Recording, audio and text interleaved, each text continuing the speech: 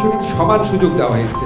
আপনারা ৭৩ সনের আইনের সাথে মিলিয়ে দেখবেন অভিযুক্ত পক্ষকে অনেক বেশি অধিকার দেওয়া হয়েছে এবং তারা যে কোনো প্রয়োজনীয় সংখ্যক সাক্ষ্য আনতে পারবে, যে কোনো সাক্ষ্যের গ্রহণযোগ্যতা নিয়ে প্রশ্ন তুলতে পারবে, অনেক বেশি বাড়ানো হয়েছে। আরেকটা খুব চমৎকার বিধান আমরা মনে করি, সেটা হচ্ছে ভিকটিম প্রোটেকশনের ব্যবস্থা করা হয়েছে।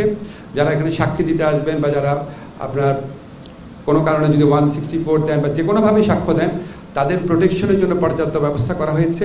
এই আইনে যারা ক্ষতিগ্রস্ত হয়েছেন তাদেরকে কম্পেনসেশন দেওয়া করা হয়েছে এবং এই আইনে আরেকটা বিধান করা হয়েছে যে আমাদের এই ট্রাইব্যুনাল ওনারা ইচ্ছা করলে, এটা ম্যান্ডেটরি না, ওনারা ইচ্ছা করলে এই বিচার কার্যটা অডিও ভিজুয়াল রেকর্ডিং করতে পারেন এবং ওনারা যদি মনে করেন যে এটা প্রচার করা দরকার বা এটা কোনো অংশ প্রচার করা দরকার সেটা প্রচার করবেন। কিন্তু এখানে যে পক্ষগুলো আছে তাদের যে ডিগনিটি, তাদের যে প্রাইভেসি, তাদের যে অধিকার, সেটার দিকে নজর রেখে এটা করা হবে। এই ছিল মোটামুটি বিধান। আর এখানে আপনার আমরা ডেফিনেশনটা খুব ক্লিয়ার করেছি।